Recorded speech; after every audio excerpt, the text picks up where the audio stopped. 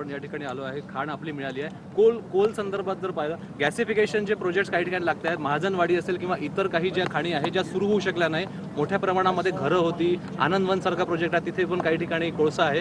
असे जे साईट्स ज्या आपण सोडून दिल्या जनतेसाठी, जनतेच्या भल्यासाठी, त्या ठिकाणी कोल गॅसिफिकेशन वगैरे सारखे प्रोजेक्ट आगामी काळामध्ये येणार आहेत का? असं आहे की आता 3 महत्त्वाचे कोल गॅसिफिकेशनचे प्रोजेक्ट्स हे महाराष्ट्रामध्ये सुरू झाले आहेत। एकूण देशात 7 प्रोजेक्ट आहेत, त्यातले 3 महाराष्ट्रामध्ये आहेत। आत्ता त्याचं काम चाललेलं आहे। हे प्रोजेक्ट्स यशस्वी झाल्यानंतर त्यातनं आपल्याला काही लर्निंग्स मिळतील।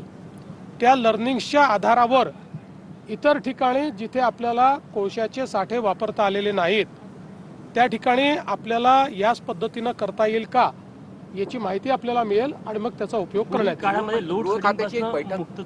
लोड शेडिंग कुठेही नाही आहे। लोड शेडिंगला पूर्ण मुक्त केलेलं आहे आणि आता तर आपण 70% शेतकऱ्यांना दिवसा पॉवर देणं देखील सुरू केलं।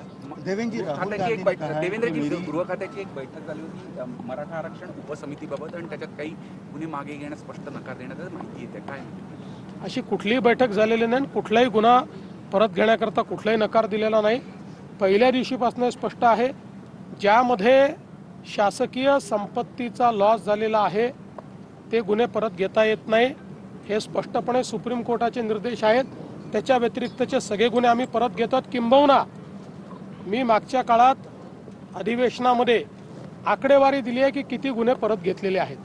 जळगावमध्ये केवायसीच्या नावाने एका महिलेला शरीर चुकाची मागणी करण्यात आली आणि हे प्रकार समोर येताना दिसत आहे। देखील लव जिहाद सारखे प्रकार कॉर्पोरेट कंपनीमध्ये पाहायला मिळते। नाशिकचा विषय मी कालच बोललेलो आहे। आम्ही त्याच्या खालपर्यंत चाललो आहे आणि त्यातनं आम्ही निश्चितपणे सगळं सत्य बाहेर काढून दोषींना कुठल्याही परिस्थितीत शासन होईल। राहुल गांधी ने बोला है कि मेरी जो लड़ाई है वो बीजेपी और राष्ट्रीय स्वयंसेवक की विचारधारा से है, इसको कैसे देखते हैं? देखिए, राहुल गांधी की लड़ाई ये केवल खुद के अस्तित्व की लड़ाई है।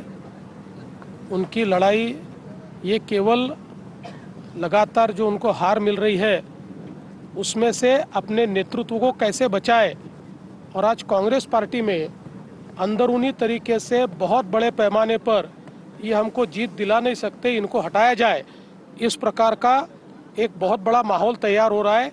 उस माहौल को भटकाने के लिए इस प्रकार की बात वो करते हैं। सुनेत्रा पवार प्रचार विविध विषयांवरती मुख्यमंत्री देवेंद्र फडणवीस यांनी संवाद साधलाय। राज्यातील 70% शेतकऱ्यांना दिवसा वीज असं मुख्यमंत्र्यांनी स्वतः सांगितलंय। कोराडे औष्णिक वीज निर्मिती केंद्राला फडणवीसांनी भेट दिली आणि त्याच वेळेस ते संवाद साधत होते। छत्तीसगडमधून कोळसा खाणीतून कोळसा घेऊन पहिली रेल्वे नागपूर जिल्ह्यातील कोराडीतील महानिर्मितीच्या औष्णिक वीज विद्युत केंद्रात दाखल झाली आणि त्याच वेळेस मुख्यमंत्री संवाद साधत होते।